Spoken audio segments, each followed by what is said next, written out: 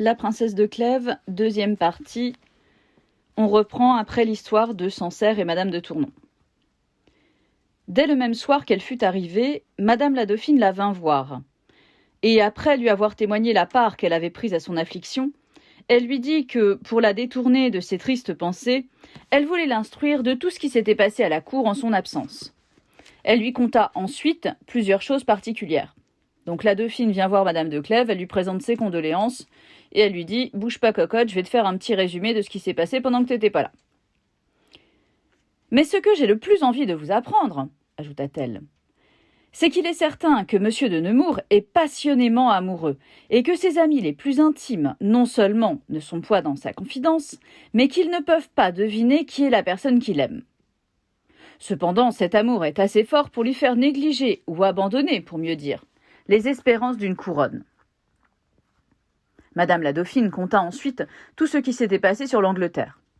« J'ai appris ce que je viens de vous dire, continua-t-elle, de M. d'Anville, et il m'a dit ce matin que le roi envoya quérir hier au soir M. de Nemours sur des lettres de Lignerolles qui demande à revenir, et qui écrit au roi qu'il ne peut plus soutenir auprès de la reine d'Angleterre les retardements de M. de Nemours, qu'elle commence à s'en offenser, ou qu'encore, qu'elle n'eût point donné de paroles positives, elle en avait assez dit pour faire hasarder un voyage.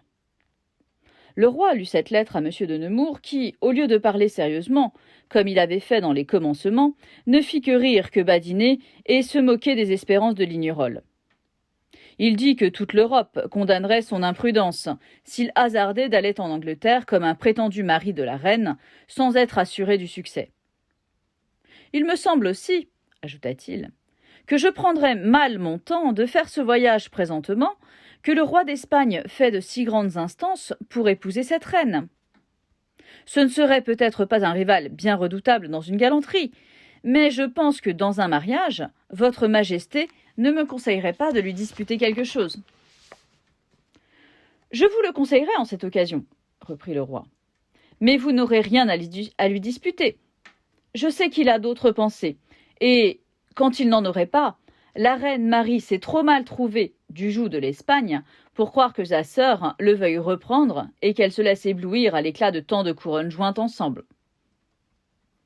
Si elle ne s'en laisse pas éblouir, repartit M. de Nemours, il y a apparence qu'elle voudra se rendre heureuse par l'amour. Elle a aimé le milord Courtenay il y a déjà quelques années. Il était aussi aimé de la reine Marie, qui l'aurait épousé, du consentement de toute l'Angleterre, sans qu'elle connût que la jeunesse et la beauté de sa sœur Élisabeth le touchaient davantage que l'espérance de régner.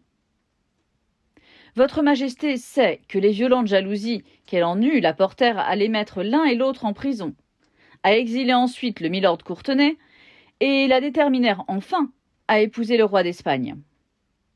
Je crois qu'Élisabeth, qui est présentement sur le trône, rappellera bientôt ce milord, et qu'elle choisira un homme qu'elle a aimé, qui est fort aimable, qui a tant souffert pour elle, plutôt qu'un autre qu'elle n'a jamais vu. « Je serais de votre avis, repartit le roi, si Courtenay vivait encore, mais j'ai su depuis quelques jours qu'il est mort à Padoue, où il était relégué. Je vois bien, ajouta-t-il en quittant M. de Nemours, qu'il faudrait faire votre mariage comme on ferait celui de M. le Dauphin, et envoyer épouser la reine d'Angleterre par des ambassadeurs. M. d'Anville et M. le Vidame, qui étaient chez le roi avec M. de Nemours, sont persuadés que c'est la même passion dont il est occupé qui le détourne d'un si grand dessein. Le Vidame, qui le voit de plus près que personne, a dit à Madame de Martigues que ce prince est tellement changé qu'il ne le reconnaît plus. Et ce qui l'étonne davantage, c'est qu'il ne lui voit aucun commerce, ni aucune heure particulière où il se dérobe, en sorte qu'il croit qu'il n'a point d'intelligence avec la personne qu'il aime. Et c'est ce qui fait méconnaître M. de Nemours de lui voir aimer une femme qui ne répond point à son amour. Donc concrètement, là on a le passage sur M. de Nemours qui essaye de se dépatouiller avec de faux prétextes de l'histoire d'Angleterre, c'est-à-dire qu'il devait épouser Élisabeth Ier, mais il essaye de trouver toutes les excuses possibles pour ne pas aller conclure l'affaire, parce qu'il est temps qu'il y aille, parce que la reine commence à s'impatienter. Et en fait, tout le monde pense qu'il est amoureux de quelqu'un, Et parce qu'il a fortement changé, il renonce à cette affaire d'Angleterre. Et en quelque sorte, il compromet la position qu'il aurait pu avoir. Quel poison pour Madame de Clèves que le discours de Madame la Dauphine.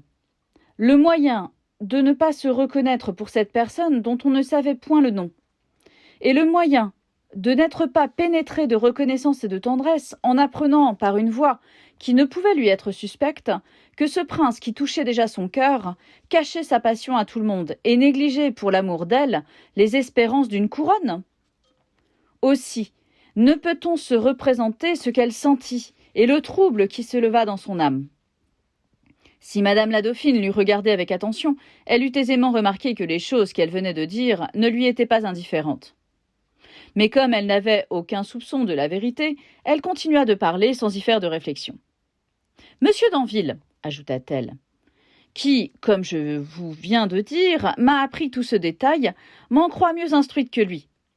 Et il a une si grande opinion de mes charmes qu'il est persuadé que je suis la seule personne qui puisse faire de si grands changements en monsieur de Nemours. » Ces dernières paroles de Madame la Dauphine donnèrent une autre sorte de trouble à Madame de Clèves que celui qu'elle avait eu en quelques moments auparavant. « Je serai aisément de l'avis de monsieur d'Anville, répondit-elle. Et il y a beaucoup d'apparence, madame, qu'il ne faut pas moins qu'une princesse telle que vous pour faire mépriser la reine d'Angleterre. »«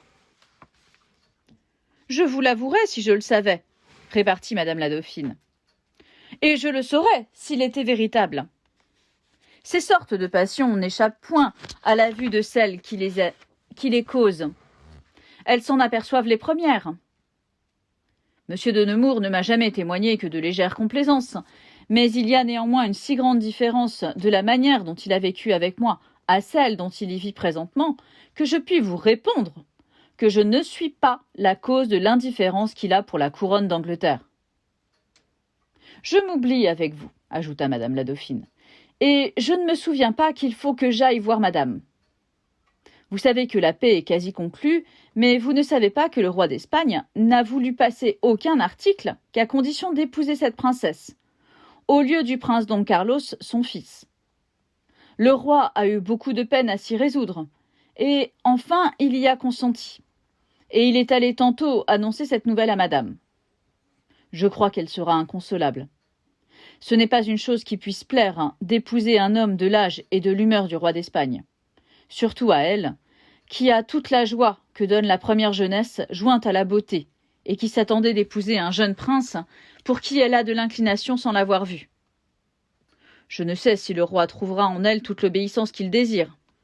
Il m'a chargé de la voir parce qu'il sait qu'elle m'aime, et qu'il croit que j'aurai quelque pouvoir sur son esprit. Je ferai ensuite une autre visite bien différente. J'irai me réjouir avec madame sœur du roi. Tout est arrêté pour son mariage avec monsieur de Savoie, et il sera ici dans peu de temps. Jamais personne de l'âge de cette princesse n'a eu une joie si entière de se marier. La cour va être plus belle et plus grosse qu'on ne l'a jamais vue. Et malgré votre affliction, il faut que vous veniez nous aider à faire voir aux étrangers que nous n'avons pas de médiocre beauté. » Après ces paroles, Madame la Dauphine quitta Madame de Clèves, et le lendemain, le mariage de Madame fut su de tout le monde. Les jours suivants, le roi et les reines allèrent voir Madame de Clèves. Monsieur de Nemours, qui avait attendu son retour avec une extrême impatience et qui souhaitait ardemment de lui pouvoir parler sans témoin, attendit pour aller chez elle l'heure que tout le monde en sortirait, et qu'apparemment il ne reviendrait plus personne. Il réussit dans son dessein, et il arriva comme les dernières visites en sortaient.